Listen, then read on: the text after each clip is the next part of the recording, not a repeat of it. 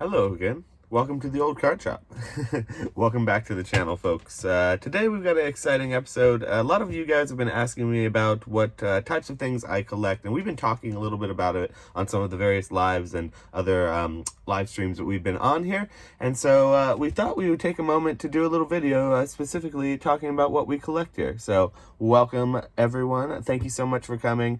This is going to be a very special edition. As you can see, I have my investment visor on because this is one of those episodes you're definitely going to want to tune in for because these are going to be some of the most valuable damaged cards you'll probably see on YouTube. I say that jokingly because they are all very damaged cards, and they're all in PSA slabs, which I believe to be maybe a little bit overpriced. And so what we're going to do is take a look at my PSA 1 collection for the memes, of course, and we're going to have a fun little video today. Here, now, let me take these off, these ridiculous things. If you are new to the channel, I appreciate you coming in here. Hit that like, hit that subscribe button. We do some fun things on the channel, and if we can get to 1,000 followers soon, we're going to start doing live streams and doing a lot more interactive things with the community as well. So I appreciate you guys helping us get there, and let's hit that like and subscribe button for me, and it helps us out quite a bit. But that being said, let's go ahead and change the camera angles. I have a big box of cards here, a bunch of PSA ones to go through, so I don't want to spend all day sitting here talking with you guys. So all right, we'll have a fun little video, and let's turn that camera over here. All right, folks, and we are back this time with a change of camera angle, but let's just get right into it here. This is my trusty graded card box where I keep some of my personal collection stuff. So all of this side right here should be PSA 1s, so let's go ahead and get those out here. Oh yeah, those are all, yep, that's them. All right. And then these are a lesson, something that we'll go over at the very end, because those are something that I definitely want to talk about here. All right, so folks, welcome to the stream again, the channel. I appreciate you tuning in. This is going to be a fun part. We're going to be showing off some of our collection here and having a little talk about PSA 1s. PSA 1s. One of those things that you hear about, you hear sort of stories about PSA 1 collectors, I feel like, but you rarely run into them. Well, welcome, guys. I am one of those PSA 1 collectors. You've run into me here in the wild, but we are few and far between. I see more and more people talking about them, though. I've been collecting for a little while, just sort of casually, and so this is my collection so far. Not very many. But I have specific goals and specific tastes when it comes to PSA 1 cards. You can't just put any modern card, bend it in half, put it in plastic, and make me want it, because I do end up paying premiums for these. You pay for, typically for PSA 1s, everyone always asks what I pay for them. The average is on, for PSA 1s, is on PSA 3 to PSA 5 prices, I would say. Occasionally you can get them a little bit better for sort of fire sale prices, but it is one of those things that there are niche collectors out there, and they are kind of hard to get. And so we will be talking about some of the difficulties surrounding PSA 1s, because they are not just given out at PSA. And so let's just show off the collection, though. This is the fun part, and we can talk while we show these cards. And so I've been collecting PSA 1s for a while. You're going to see some pretty, in my opinion, beautiful cards here. And so let's go ahead and just show some of these off. These are some of my favorites.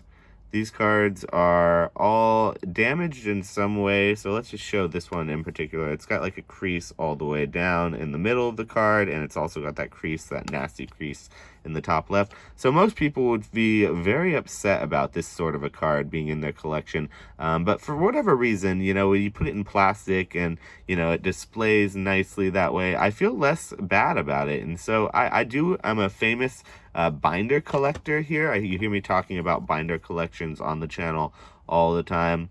This one's one of my particular favorites. This Gyarados is just one of the best gold stars, I think, by design. I love that red card outline. But yeah, the PSA 1s, depending on what PSA 1 we're talking about, they have different levels of damage. This one's pretty bad, pretty rough, but it's only mostly on the front, I feel like. Oh yeah, there it is. It's that corner right there that got it, that PSA 1. But it isn't bad other than that, you know? I feel like these are really beautiful cards, and people judge too much by those high grades. I will say this is a horrible Jolt Flareon. Look at this one. This one just looks like it went through the washer and then some. But still, once again, love this card. Probably has a great story to tell. The way I think of it sort of is like when you're sitting down at the dinner table, you know, you can have interesting conversations with everyone, you know, no matter what their upbringing was. But I find that the people who have the most interesting stories to tell are typically the ones who have gone through the most colorful life, I want to say. And so what I mean by that is, you know, if you were born with that sort of that silver spoon, congratulations, that's okay. Speaking of silver spoons, look at this Charizard, isn't this gorgeous? This is one of my favorite pieces of my whole collection. It does have some creases all the way through it, but it is a beautiful card nonetheless. But yeah, so with PSA 1s, I feel like, you know, as far as like if you're sitting down and talking to the card and asking it how its day was at the dinner table, a PSA 1 is going to have a lot to tell you because it had a story from how it got to PSA, you know, pack fresh to that PSA 1 condition in the slab. Whereas if you ask the same thing to a PSA 10 card, it's going to tell you very much so a similar story. Getting into some of the Charizards here, it's going to tell you, you know, it got put into a sleeve right away out of a pack. It never got played with. And it went right to PSA, which can be exciting. You know, that could be really exciting, getting that nice, pristine Gem Mint tin. But I think, you know, my personal thought about these cards, and, you know, thumbs down in the chat if you disagree with this, but I think they are first and foremost trading cards. And so I think they should be used. And so I think the fact that these cards probably were all used or played with or traded or sort of interacted with in some way before they got put into these slabs and then commemorated for what they were, the piece of history and art that I believe that they are. I think that sort of says a lot about it. So I love PSA 1s just for the story that the cards tell. And so you guys are probably seeing some of my very basic, I guess, tastes here.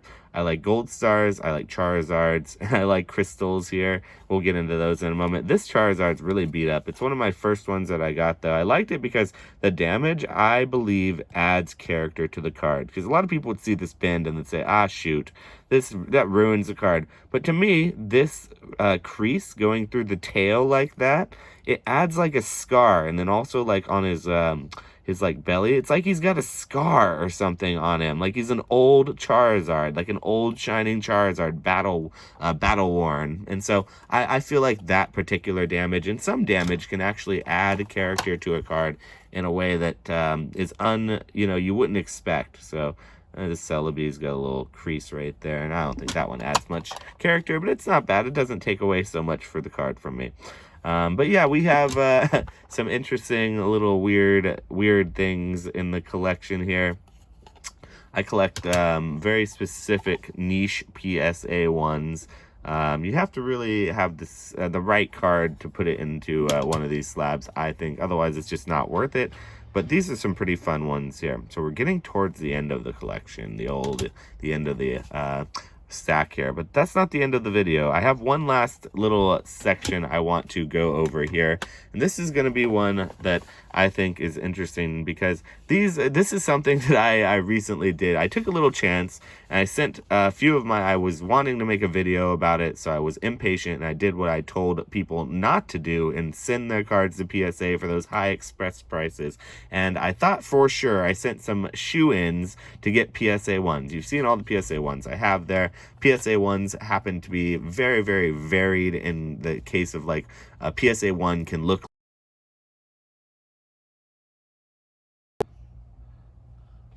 All right, that's unfortunately my camera died there, folks, so sorry about the cut there, but we are back with it. And so this next segment is going to be a little bit of an interesting one because this is some of the pitfalls of what being a PSA collector can look like. And so I sent in a submission via Express, which I probably should not have. I've been telling people not to send via Express, and I did the exact opposite of what I told people, but here we are.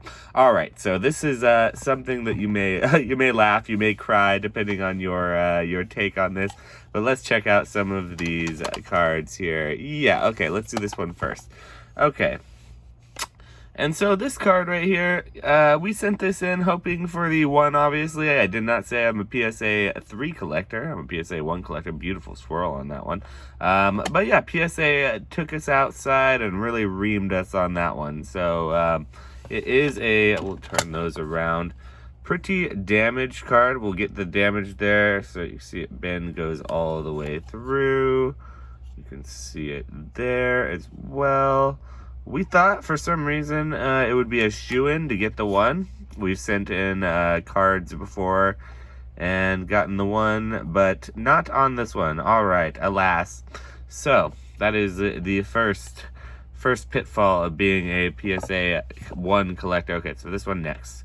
Okay, so let's get a look at the back of this one. Let's just get a look at it. So looking at this, does look like it's got some little wear going on there in the corner. Nice little ding in the corner there.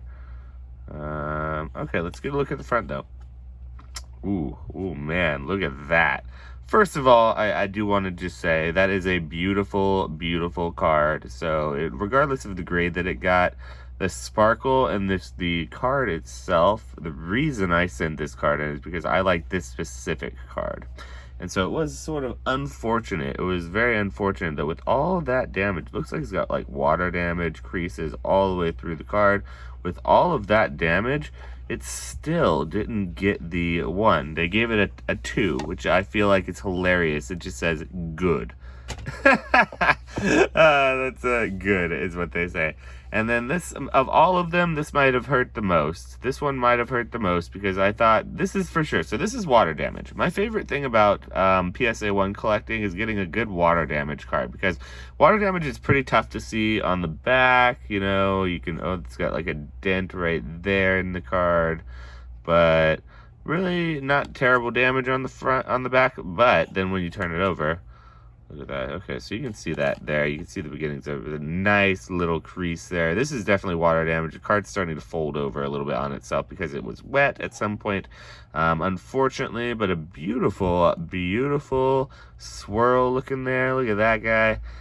This is one of the ones, though, that they really, really thought they passed us around the office, I believe, and they had a good laugh with it. They said, who is this guy? This guy trying to send in damaged cards. Let's give him a 1.5. Who even knew? So down in the chat, did anyone even know? Have you ever seen a 1.5 before? I've only seen one other 1.5, and it was a Lugia. It was a Crystal Lugia 1.5. So I have a feeling they give them out as trolls once in a while. But what a gorgeous card, this card. I think I might actually keep this one as a 1.5 for real. FR stands for real PSA. But we may keep this card in the slab. These two will get eventually. The plan for these is they're going to, I specifically like these 2 cards, and so they are going to get cracked and resubmitted. These are PSA 1s. I won't damage cards. I specifically will not damage cards, especially cards like these, like prize grail cards, even if they're already damaged. So we'll just keep submitting them until they get a 1, and if they don't get a 1, then I guess they're not destined for it. But I appreciate you guys tuning in here. We are going to cut this video there, and I hope you guys had a good day today and continue to have a good day. And if you haven't already, hit that like and subscribe button. It helps us out quite a bit, and we appreciate you guys tuning in here. Until the next time, guys, stay classy out there. We'll see you next time.